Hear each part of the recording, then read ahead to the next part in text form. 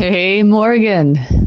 Wow, I have been meaning to send you a message since the Enlightenment Intensive finished because I wanted to share with you how it unfolded. But wow, December has been crazy. It was a beautiful holiday season, lots unfolding, and I made the most of it. But let's just say that I'm glad to land into January, which, even though there's still a lot going on, good things.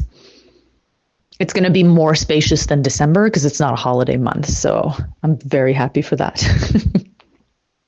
So the Enlightenment Intensive, I can't remember if I mentioned this to you specifically, but leading up to it, I know I was saying to people, I'm very curious to see what's going to happen because I've grown a lot in 2 years. And oh boys, did I have some excellent breakthroughs. So I can't remember how much I've shared in terms of what the retreat format is like, but it's basically 3 straight days of contemplation, mostly using a partnered communication technique called the dyad. But there's also walking contemplation, eating contemplation, sleeping rest contemplation. So 3 days of contemplation, no distractions, no phones, no books, just you and consciousness. And this time around, I was working with the question, what am I? Last time I worked with, who am I? So as you contemplate your question, basically there's a 4-step technique to the dyad. And I won't go into these details here because I want to keep the message more short. But if you're curious, let me know and I'd be happy to share. But as you use this technique, you clear the mind and start to bring in more presence, more consciousness of being with the intention of having a direct experience. So on the first day, I was working with what am I?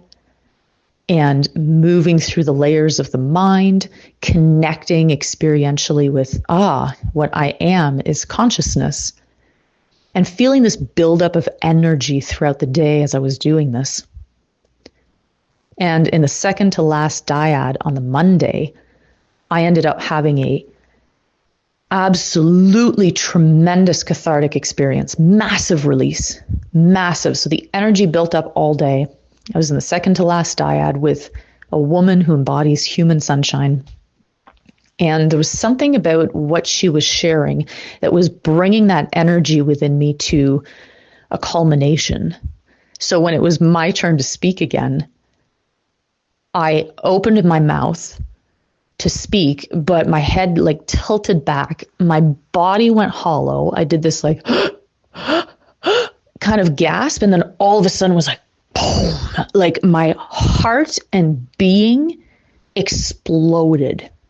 Like every facade, every mask, every wall, every barrier, like all of these things just instantly exploded and left me in a state of such beingness that I was weeping because everything felt so perfect and holy and sacred, and I was flooded with so much reverence. I could not stop crying. I was weeping every time I but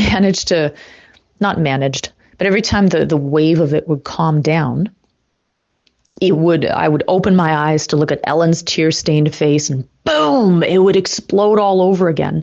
And I rode those waves with everything I'd learned about working with energy through plant medicine and other practices. There was no resistance to what was happening, no confusion, just pure energy and knowing how to move with it and moving with it until it came to an incredible point of completion where I erupted into what I call cosmic laughter. That kind of laughter that comes straight from the depths of your soul because you realize that everything is perfect. How could I not see and feel what I'm seeing and feeling right now? So that was day 1. Day 2 was interesting because I didn't realize that an underlying assumption was operating in my consciousness. And that assumption, maybe I should share, you know what? I'll share a bit more context first. I'll build up to that. But that day I felt kind of tired, a little irritable. I noticed that I didn't seem to be going as deep into the dyads, not for lack of trying, but it just felt like I was skating on the surface in some way that wasn't quite the same the day before. And there was also a sense of, okay, I've had a direct experience. Now what? Like I've had an experience, not the direct experience, but it's like I was feeling to myself, I've had the experience. Now what? Just, I guess, keep going deeper, like that sort of thing. And it wasn't until the final walking contemplation in the day, well, that day, later that night, where I connected with one of the support facilitators. And I was just looking for, I don't know, for guidance, for reflections. So I said to him, like, okay, now that I've got the answer, now what do I do? Do I just go deeper? Something along those lines. And he just looks at me and he goes, oh, I noticed you called it the answer. And he asked me something else. Like he was going into the linguistic side of it. But as soon as he said that, oh, I noticed you called it the answer, I realized that subconsciously I was holding on to this assumption that the experience to be had at this retreat was had, and now what? Rather than, one, that experience may not even have been a direct experience, like based on what I knew. And then what else is possible? If I just assumed that there was an experience and I had it, now I've just closed off all other possibilities. It blew my mind. It completely changed everything. And he helped me realize too that I just needed to fine tune how I was doing the technique, because it can be easy to skip the first couple of steps and go straight and answer with the mind rather than from insight that comes with presence and contemplation. So those two adjustments were exactly what I needed to get back on track. That final dyad of the day was much richer than the ones I'd had earlier in the day. And so finally, on day 3, in the exercise period of the morning, I decided to go out for a walk. And as I was walking, like I've done throughout the weekend, I kept asking myself, like, what is having this experience? What is having this experience? What is having this experience? And all of a sudden, lo and behold, my entire experience changed. I've been comparing it to, you know, when you go to the eye doctor and they're testing your eyesight and they're like, you're looking at that board with the small letters on it and they say, okay, like this, and then they change the lens and they go, or like this or like that, like which one? That shift in consciousness I went through had the same essential simplicity, this or that. And when I went into that, I could not believe what I was experiencing. It was as if I went deeper into my experience. Like I suddenly sank back and I could see the movie screen, so to speak, upon which all of the objects of consciousness are projected on, like that field of awareness. I could see the field of awareness, but all of a sudden I connected to something behind it, that the subject that is aware. Oh, man. You know what? I am so happy that at the end of the retreat, before I even left it, like I stayed up on the last night before heading back home, and I journaled everything. And I'm so glad I did, because it's incredible how these experiences sort of like not disappear, but of course they're not, now a month later, they're not as fresh as when I had them. But I'd love to read to you what I wrote about that specific experience. So I said, during the exercise period on the morning of the final day, I went outside for a walk, during which I was contemplating my question. And at one point, I realized that I was perceiving, as if on a screen, an endless flux of phenomena containing various objects of consciousness, including thoughts, sensations, emotions, visuals, sounds, feelings, and impressions.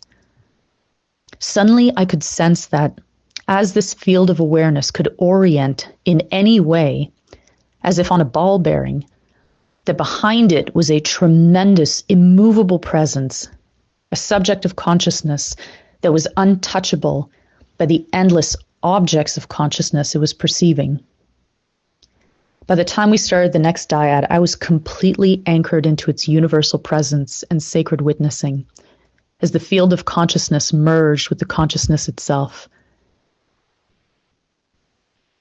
I became consumed by its immense stillness that vibrated with an unfathomable power. There was a fullness in my being that radiated with aliveness, poised with attunement to the present moment for the utmost responsiveness to it that required no thought. An exquisite sensitivity overcame me that was unlike any I had felt before, within which every cell in my body vibrated with resonance to the infinite input of the moment, with a crisp receptivity that was piercing in its clarity. Any fragmentation I may have been experiencing collapsed into a perfect point of wholeness that was holy in its purity. There was no rumination on the past, no anticipation of the future, no aversion or attachment to anything, only a sense of contentment that was complete and perfect in and of itself. The mind was perfectly silent, the body in easeful fluidity, and my heart was so open it seemed to have dissolved. There was a cosmic power radiating with isness from every cell in my being, stretching it to capacity until it felt as if it would explode into divinity. It was perfection, and this lasted for a long while, gradually becoming hot embers of resonance from the holy fire that had lit me from within. I knew this experience would fade, but I also knew that something fundamental in me had been touched and altered forever. This was an experience of awakening far different than any I had experienced before. One that affected my very perceptual essentialness itself, my subjectivity, rather than it being just another experience as an object of consciousness. So that's it. That's what I wrote. And I would be so curious to hear your thoughts on, just to hear your thoughts in general, because I know of your incredible experiences on the spiritual journey through your meditations, plant medicines, and things of that nature. I wouldn't even consider this necessarily to be a full direct experience, but to be honest, I don't even know how I would assess what's a full versus what's a not full. But I would say it is the most direct experience I've ever had. And it's ignited this fascination, this beautiful passion to learn more about the working with the fundamentals of consciousness. Because I'm realizing that there's a lot of amazing modalities out there that are great to help you explore the contents of the mind and the contents of experience, but to better understand the mechanisms of how experience is created and how you can work with consciousness, that is what's fascinating me. So this goes the work I did at the Enlightenment Intensive goes hand in hand with the presence process that I've been exploring. I think I mentioned that in one of our previous messages. And I'm interested in taking a training in May on a technique called mind clearing that was actually created by the same man who came up with the Enlightenment Intensives. And that helps to clear the mind. And the Enlightenment Intensive, the goal is to have an enlightenment experience. So that was extraordinary. That was extraordinary. I was so pleased for the retreat to have unfolded like that. Now, I will say it's been the first week after I came back was also extraordinary. I was still feeling the resonance of that experience so strong that everything just flowed so beautifully and perfectly in my life. I was so detached in a healthy way, but the most engaged with everything.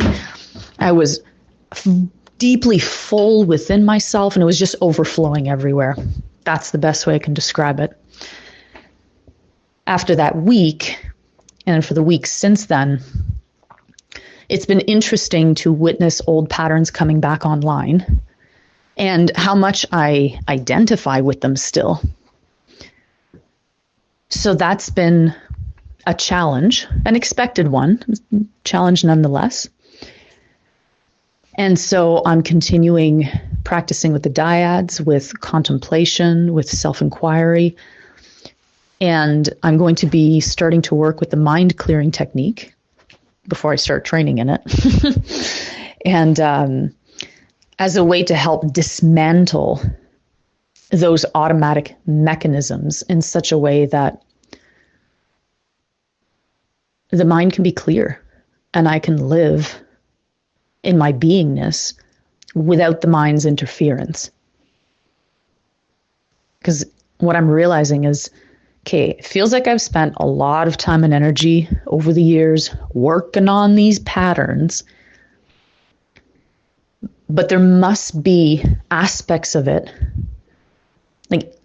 Even though I grasp it at a high level, there must be some aspects of it still that are within my subconscious in such a way that I can't go back far enough to see the pattern so clearly for what it is that I at least in that moment, and I know it's an ongoing practice, at least in that moment, I can't get trapped in it because I see it. I see it and I will make a different choice. So, yeah, I'm really intrigued to see what's going to keep unfolding. I know that everything that is unfolding, however challenging it might be sometimes, is there for a purpose. And I feel stronger and more resourced than ever before to navigate these challenges skillfully and continue to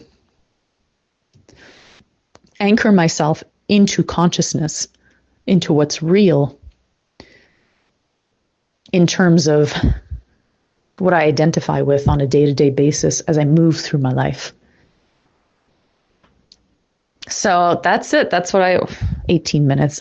Such a chatterbox. Excuse me. Yeah, I'm really glad I finally got to share this with you because you, of all people, really understand and know what these experiences are like and what they're about. And it's actually something I've found a little, just slightly tricky since I came back is, as I go deeper into this type of work, it's like, okay, how do I convey to people like this is what I do and what I enjoy doing? I tried to share with my parents the story about the intensive in detail when we connected the first time after the retreat. And I was partway through my answer and I realized like, oh boys, I'm actually sounding pretty crazy right now. I know you're not supposed to like try and put it into words to people who won't get it, but I still wanted to take that ride. And it was just really funny.